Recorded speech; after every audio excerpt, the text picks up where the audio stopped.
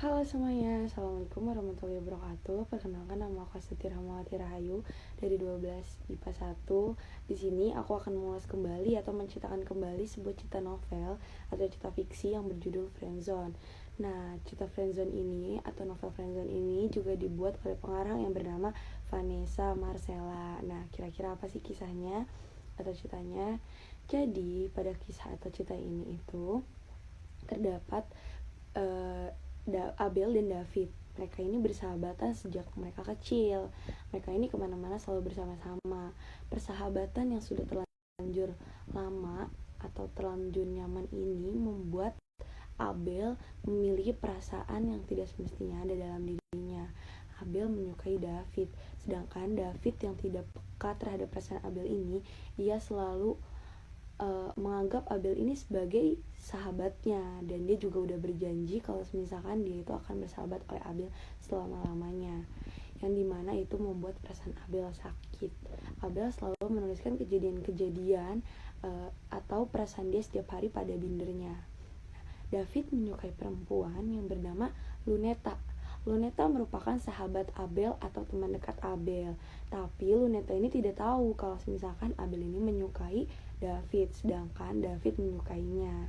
Tapi di sisi lain ada Charles yang menyukai Abel. Di mata Abel, David merupakan cowok sempurna. Dia pintar, dia ganteng, dia populer, dia selalu ada di sisi Abel. Tiap David memandangnya, Abel selalu berharap warna merah yang ada di pipinya ini tidak diketahui oleh David. Apabila David menyentuh atau mengacak-acak rambutnya, dia seolah-olah partikel-partikel di tubuhnya itu meronta-ronta, atau kata anak zaman sekarang itu salting. Nah, tapi kekurangan pada diri David yaitu dia sahabat Abel. Di mata David, Abel adalah cewek tomboy yang sejak kecil selalu ada di orbit kehidupannya. Ia merasa sangat nyaman bersama Abel. David gak perlu juga jaga image di depan cewek itu. Sayangnya, kenyamanan yang berlebihan ini membuatnya gak peka.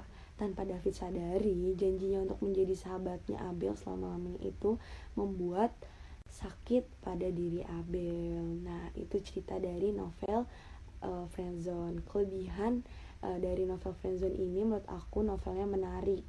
Bahasanya juga mudah dimengerti dan tidak membosankan, karena kita juga bisa mendengarkan dari orang lain, karena di balik kata larangan ada maksudnya.